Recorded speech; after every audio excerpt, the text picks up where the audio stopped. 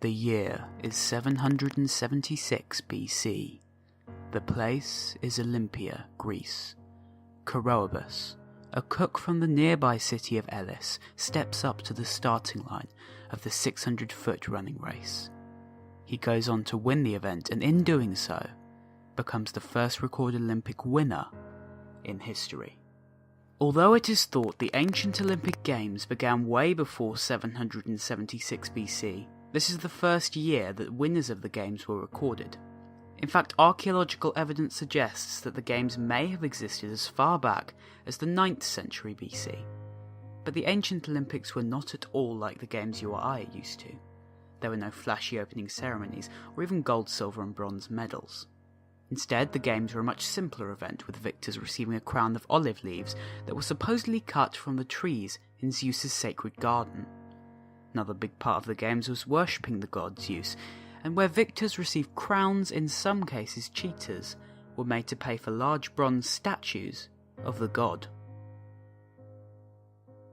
In 393 AD, the emperor Theodosius became a Christian, and in doing so banned all pagan worship. It was due to this ban that the Olympic Games' 12th century running was put to an end, and from there it took 1500 years for the Olympics to return. The man responsible for its rebirth was a Frenchman named Pierre de Coubertin, who put forward the idea in 1894 and planned to unveil the Games in 1900 in his birthplace, Paris. However, his idea was so popular that 34 countries convinced him to hold the first Games in 1896. You may be wondering where these Games were held. It's no surprise that they chose Athens, the birthplace of the ancient and now modern Olympics. You'd have thought that the Olympics would always be a joyful and fun occasion. It's a time for countries to come together to compete with one another in a wide variety of sports. This should be especially true for London, a city which, as of 2012, has had the honour of being the only city in the world to host the Games 3 times. And although all Games hosted in London ended up being mostly successful, there have certainly been some stressful times, especially in the 1908 and 1948 Games. In 1908, the Games were set to be held in Rome. However, in 1906, just 2 years before the Games were meant to occur, Mount Vesuvius erupted, leaving Naples in complete ruins. Funds set aside for the Olympics were diverted to the reconstruction of Naples, and a new host was required. London was selected and set about building the White City Stadium, which they had only 2 years to build. Luckily, the 68,000-seat stadium was finished before the start of the Games, and things ran fairly smoothly. Well, minus the Americans refusing to dip their flag before the king, the collapse of an Italian runner, and the controversy around the flag parade, but other than that, no problems. Anyway, London was again the host of the Olympics in 1948, and these Games were no ordinary Games. Due to the Olympics being cancelled in 1940 and 1944 due to World War II, London had the challenge of hosting the Games during difficult economic times and post-war rationing. For these reasons, the 1948 Games became known as the Austerity Games. No new venues were built, and events instead took place in venues such as Wembley Stadium and the Empire Pool. Despite the cheap nature of the Games, a record 59 nations were represented by more than 4,000 athletes, competing in 136 events in 19 different sports.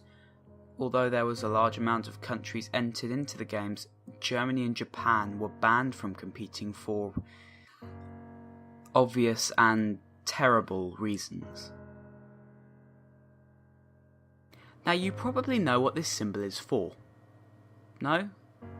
Come on, someone must know. Been talking about it the entire time.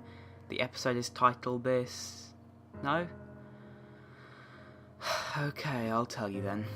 This is the Olympic symbol, which shows 5 interlocking rings, coloured blue, yellow, black, green and red on a white background. It was designed in 1912 by Pierre de Coubertin, and it holds a large amount of symbolism. Each ring represents one of the 5 world continents: Africa, Asia, America, Europe and Oceania. As well as this, the colours of the rings also hold symbolic meaning. Upon the introduction of the logo, Coubertin stated, The 6 colours, including the flag's white background, combined in this way reproduce the colours of every country without exception. Here is a truly international symbol. Although it was designed in 1912, the symbol didn't become popular until the 1936 Olympics. Since then, the design has become widely seen to represent the inclusive sporting nature that the Olympics are so well known for. A big part of the Olympics is the reward. The gold, silver and bronze medals that are awarded to their corresponding place have become a main part of the Games. But how many medals have been given out since the first Games in 1896? And if all the athletes were to come together and scrap their medals, how much money would they make? Well, we can first find out how many medals have been won overall.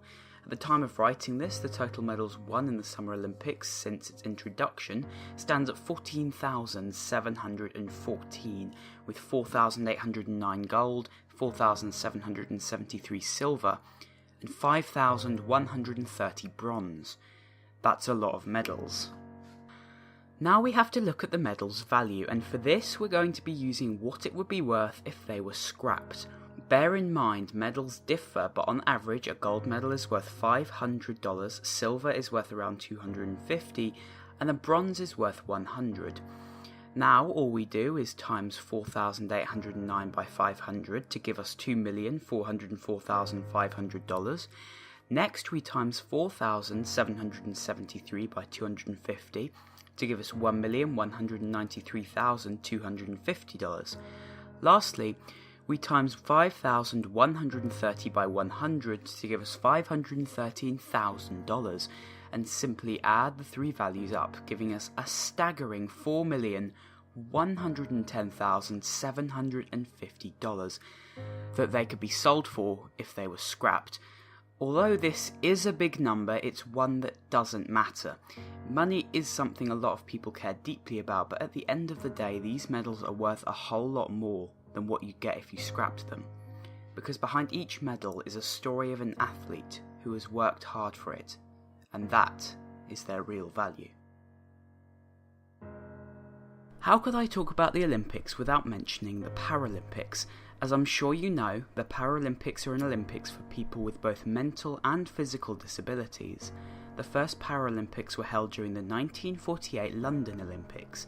At the time, they were organised for people who had been injured in World War II, and in the first Paralympics, a small group of 16 British veterans took part.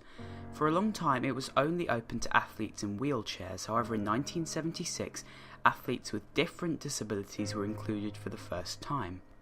Since then, the Paralympics have been run with each Olympics and really reinforced the inclusive message the Olympics stands for. As with the Olympics, many records are broken. In the 2008 Beijing Paralympics, 279 world records were broken by Paralympic athletes alone.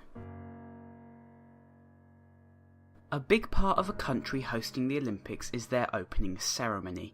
It's a way for other countries to be welcome, to show off the country's culture, and spend a lot of money all at the same time.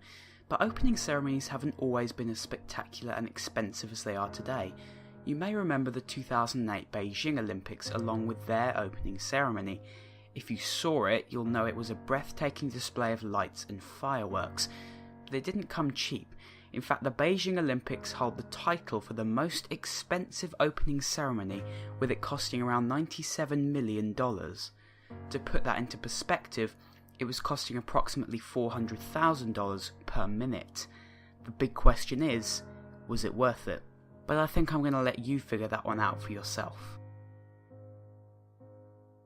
One part of the Olympic tradition is of course the Olympic torch, which is supposed to never go out. But where did this idea originate? Well, to answer that, we need to go back to the time of the ancient Olympics in Greece. It comes as no surprise that the whole reason behind the continuous burning of a flame is related to the gods. The burning flame commemorates Prometheus? I don't know, guys. Stealing the fire from Zeus, and so, in the ancient Olympics, they kept a fire burning throughout the celebration of the Games. Fast forward to the modern Olympics and we too kept this tradition. It began in the 1928 Olympics in Amsterdam and from there has become Olympic tradition in the Games ever since. Michael Phelps is widely regarded as the greatest Olympian in history. With a total of 27 medals, 22 of those being gold. You wouldn't be wrong.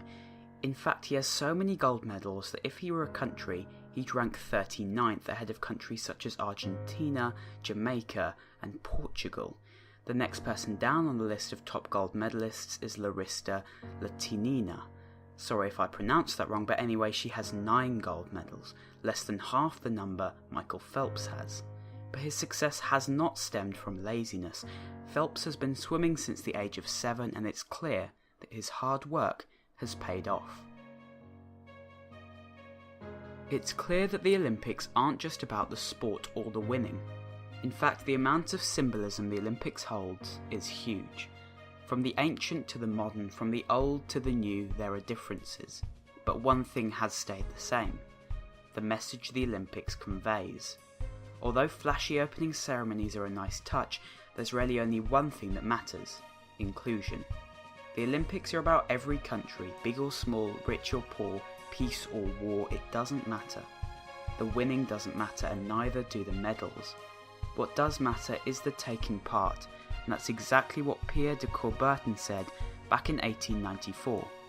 In fact, his exact words were, "L'important dans la vie ce n'est point le triomphe, mais le combat, l'essentiel ce n'est pas d'avoir vaincu, mais de s'être bien battu." Yes, I am aware I'm not the one reading it, but anyway, this long French sentence translates to: the important thing in life is not the triumph, but the struggle. The essential thing is not to have conquered, but to have fought well. In simple terms, it's not the winning, but the taking part that counts. And that's the true message of the Olympics.